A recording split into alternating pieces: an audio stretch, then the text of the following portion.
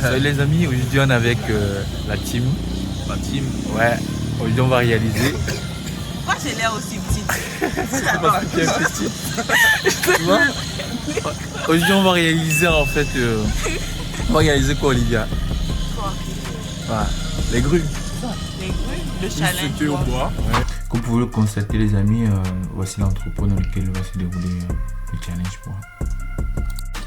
L'objectif du challenge, c'est de construire une structure ici représentée en rouge sur laquelle une personne va monter, et à l'extrémité de cette structure, elle va descendre un fil à plomb et on pourra mesurer la distance de la portée. Comme contrainte ici, vous pouvez voir, on a une zone d'appui bien définie qui est de 2 mètres à partir de l'espace inaccessible. Également une contrainte de prix. Cette structure ne doit pas coûter plus de 300 € également. Et la hauteur de la zone inaccessible est bien délimitée de 3,50. Donc ça, ce sont les contraintes de notre projet.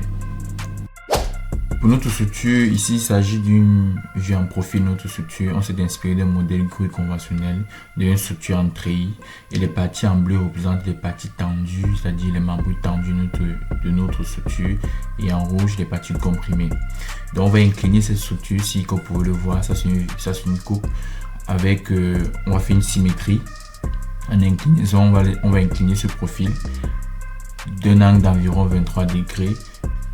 Pour commencer l'assemblage, on a commencé par la partie supérieure, c'est-à-dire la partie en porte-à-faux bien en console de notre structure. On a commencé par fabriquer chaque profil, chaque face, et puis on a rejoint les différentes faces pour assembler au niveau du sommet de l'angle de notre structure. On a commencé par la grue, et ça a constitué le travail de la première journée. Le jour suivant, on s'est concentré sur la base et monter les différentes faces de la base également, et commencer l'assemblage avec la partie supérieure d'un peu. Pour les amis, la structure elle est prête. Allons-y, on time. Maintenant, est-ce qu'elle va résister? Point d'interrogation. Là, on a déplacé la structure pour la mettre sur les lycées, comme c'est prévu par le challenge, comme je vous montre à l'image au début de la vidéo. On a déplacé la structure pour la mettre sur les vitesses.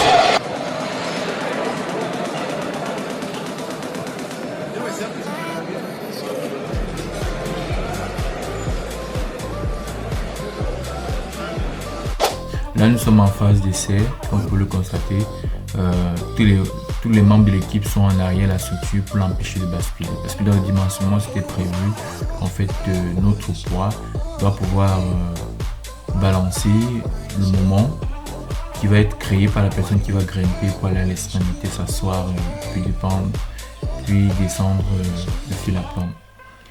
Donc, c'est la phase d'essai actuellement.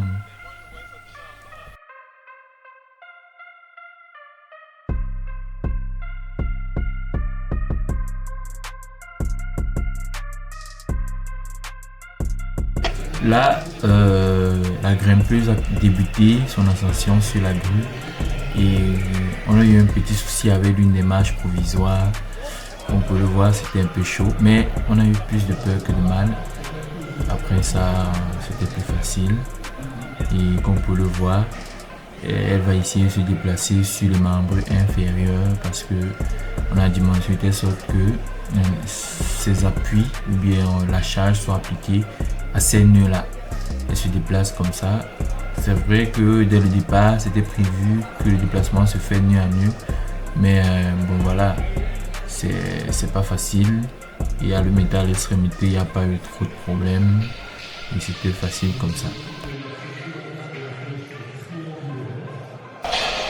Là, notre grimpeur est en train de marcher sur la structure, et pour constater, et à part une flèche significative, elle est presque insensible à l'œil nu parce qu'on a dimensionné en conséquence la structure.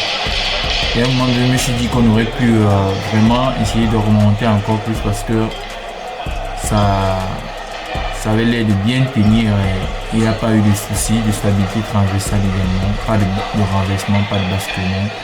C'était très bien stable, et on aurait pu faire encore plus, on aurait pu aller encore un peu plus loin quand même.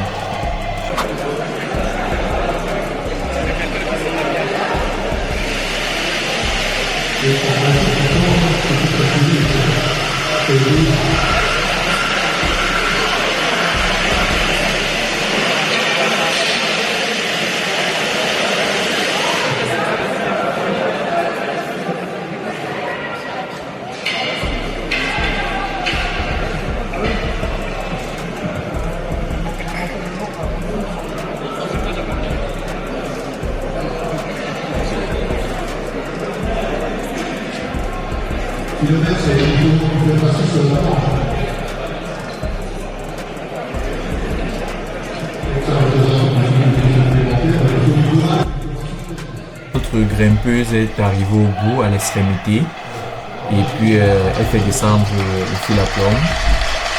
C'est vraiment exceptionnel parce que bon voilà, il n'y a pas eu de flèche et tout est bien, la stabilité elle est propre. Et on se dit bon voilà, elle est très bien réussie notre structure également. Et si vous observez bien, vous allez remarquer que toutes les membrures sur lesquelles transitent les efforts en compression sont quasiment en des sections bois un peu plus grandes, notamment les chevrons. Et les membrures supérieures, c'est-à-dire celles au-dessus, où on voyait l'effort de traction, sont des membrures plus faibles, c'est-à-dire que des petites lattes 32, 20. Et puis bon voilà, ça a été cool et c'est vraiment génial de voir que l'idée qu'on a matérialisée, qu'on a vérifiée, qu'il s'agit de la stabilité transversale ou bien de la vérification de la flèche, qu'elle tient le coup et les assemblages également ont été dimensionnés, le nombre de vis ont été bien calculés. C'est génial de voir que ça passe. Là du coup, c'est un aller-retour. Le grimpeur doit descendre également et pour valider la structure. Donc, elle tient le coup et vraiment c'était cool, c'était génial de voir, de participer à cet instant. On voit une structure que vous avez dimensionnée en bois surtout parce que le dimensionnement en bois pour moi a plus de risques parce qu'il y a des nœuds, il y a des problèmes dus au défaut de bois qu'on ne peut pas anticiper, qu'on ne peut pas vraiment voir lorsqu'il s'agit soit du dimensionnement en construction métallique ou bien béton. Donc c'était vraiment génial.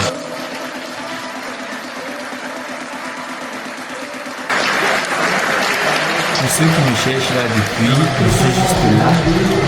Pour me voir, je suis là. Je suis juste là. Par la suite, je vais vous présenter quelques-unes des structures qui ont été présentées également lors du challenge. Il y a eu plusieurs structures, près de 22 structures. Seulement 6 structures ont tenu. Parce que bon voilà, il y a plusieurs hypothèses, plusieurs idées de base qui n'ont pas marché ou bien plusieurs défauts au niveau des assemblages et tout. C'est ça les challenges liés à la construction bois et c'était vraiment fantastique. Cette expérience était vraiment très belle, ça permet de comprendre réellement le challenge lié à la construction bois et les difficultés rencontrées lorsqu'on utilise le matériau bois qui n'est pas très dont les propriétés ne sont pas très bien connues comme soit le métal ou bien le béton armé.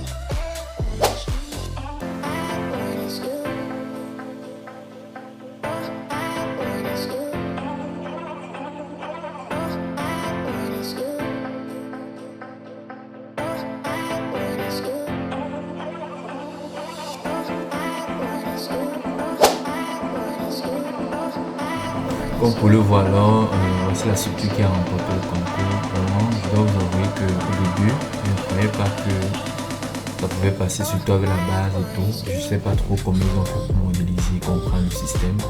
Mais au final, c'est passé et vous allez remarquer la subtilité parce que le concours précise qu'on doit s'asseoir sur la plaque et ça a été intelligent pour eux de faire une plaque allongée, c'est-à-dire s'asseoir sur une partie et dérouler le fil à plomb juste au bout et ça permet encore de gagner aussi en portée. C'est très